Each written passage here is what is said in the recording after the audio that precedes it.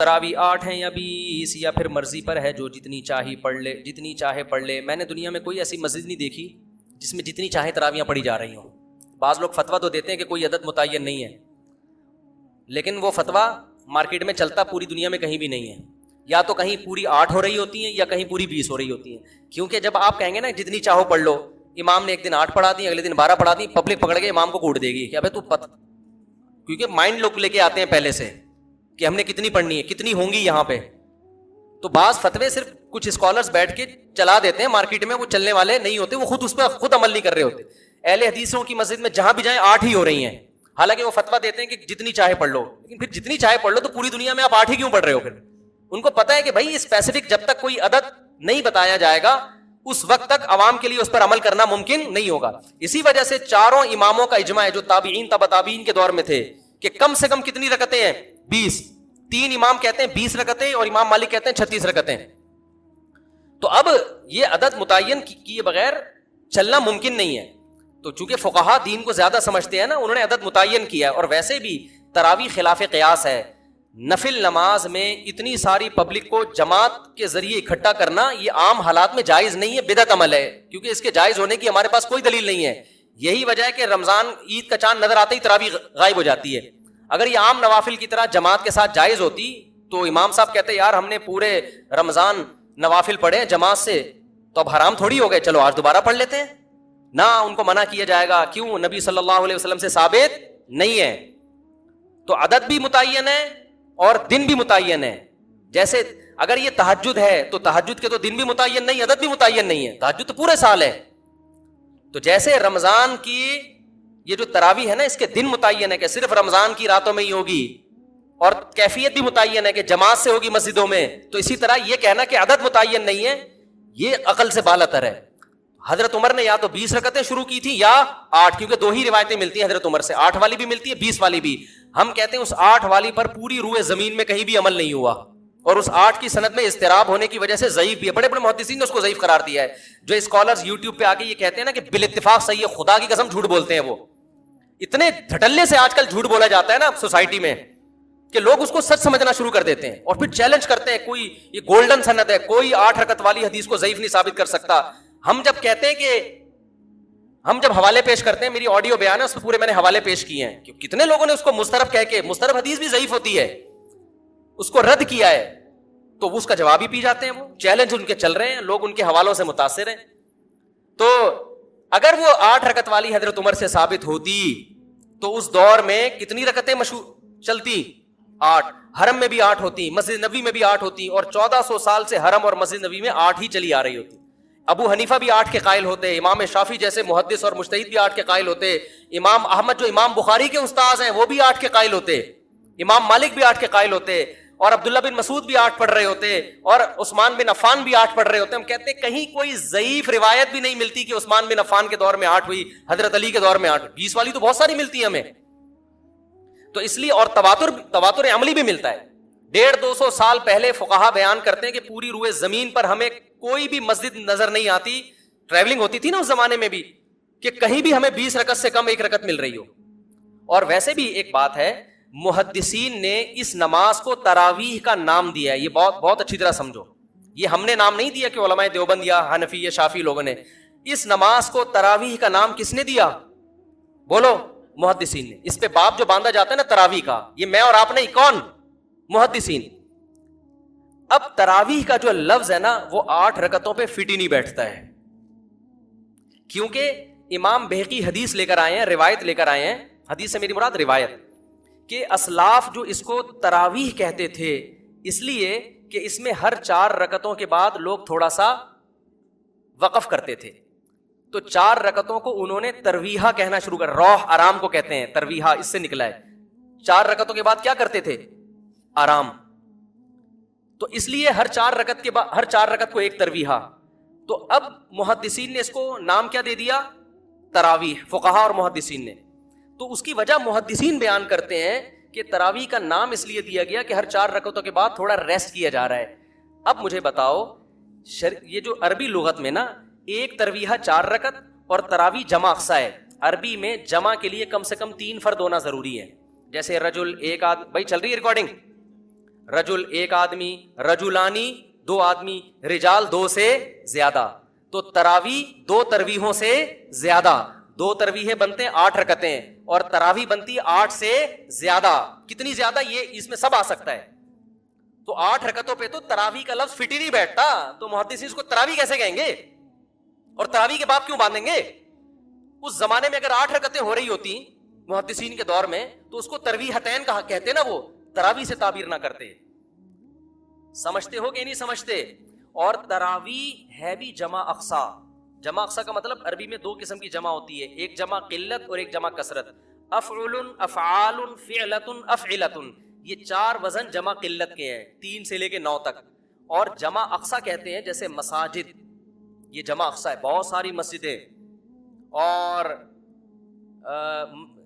اور بہت سارے سے ملتے جلتے الفاظ ہیں، مفاعل یا فعابل، فعائل کے وزن پر. تو تراویح بھی یہ فعائل، تفاعل اس طرح کا وزن بنتا ہے. یعنی جمع اقصا کا مطلب ہوتا ہے جس میں جو فعائل کا وزن بن رہا ہو، فواعل کا وزن بن رہا ہو. اب یہ صرف کی بات ہے نا، ہر آدمی کو کھوپڑی میں نہیں آئیں گی. آج کل کے جو اسکالرز آ رہے ہیں ان کو تو ویسے ہی کھوپڑی میں نہیں آئیں گی، کیونکہ ان کو صرف نحو کا الف بے بھی نہیں پتا ہے، عربی گرامر جانتے ہی نہیں ہے، اردو کتابیں پڑھ پڑھ کے پھینک رہے ہوتے ہیں بیٹھ کے. تو تراویح ترویحہ کی جمع اقصا ہے.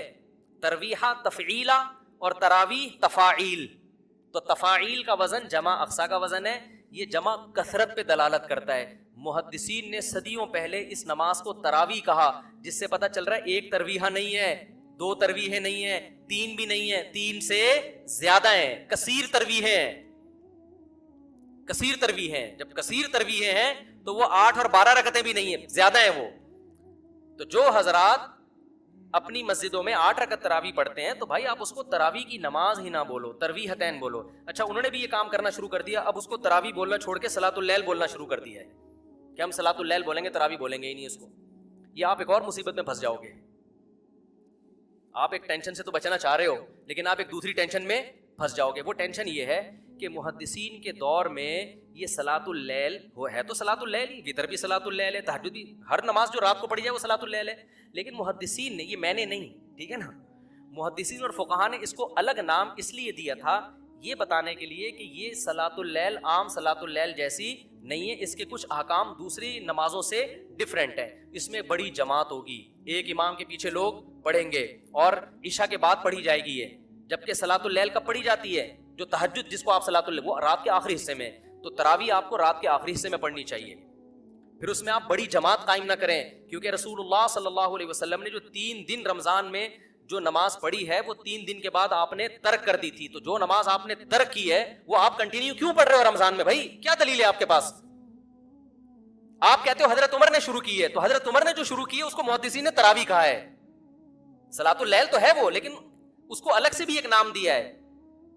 اور تراویح کا لفظ 8 رکعتوں پہ صادق نہیں آتا. اس کا مطلب حضرت عمر نے 8 پڑھی نہیں تھی، 8 سے زیادہ پڑھی ہیں. اور پھر پوری روئے زمین پہ جو پڑھی گئی ہیں، ان تمام باتوں کا کسی کے پاس کوئی جواب نہیں ہے. بعض لوگ کہتے ہیں بخاری کی حدیث ہے کہ نبی صلی اللہ علیہ وسلم رمضان اور غیر رمضان میں 8 سے زیادہ نہیں پڑھتے تھے. بخاری ہی کی دوسری حدیث بھی ہے جس میں حضرت عائشہ فرماتی ہیں کہ نبی صلی اللہ علیہ وسلم رمضان میں زیادہ عبادت کیا کرتے تھے رات میں، اور رمضان کے غیر میں کم کرتے تھے. یزید فی رمضان ما لا یزید فی غیرہ. یہ کیا بات ہے کہ آپ وہ حدیث تو لے رہے ہو جس میں آتا ہے کہ 8 پڑھتے تھے رمضان غیر رمضان میں، بخاری ہی کی دوسری حدیث جس میں آتا ہے رمضان میں رکعتوں کی تعداد زیادہ ہوتی تھی، اس کو آپ فوکس نہیں کر رہے. آپ اس حدیث سے، بخاری ہی کی حدیث سے پتہ چلتا ہے بھائی رمضان میں اگر 8 تھی، غیر رمضان میں 8 تھی تو رمضان میں 8 سے زیادہ تھیں. تو یہ حدیث بھی بخاری کی مضطرب ہے. حضرت عائشہ کا بیان میں اضطراب ہے.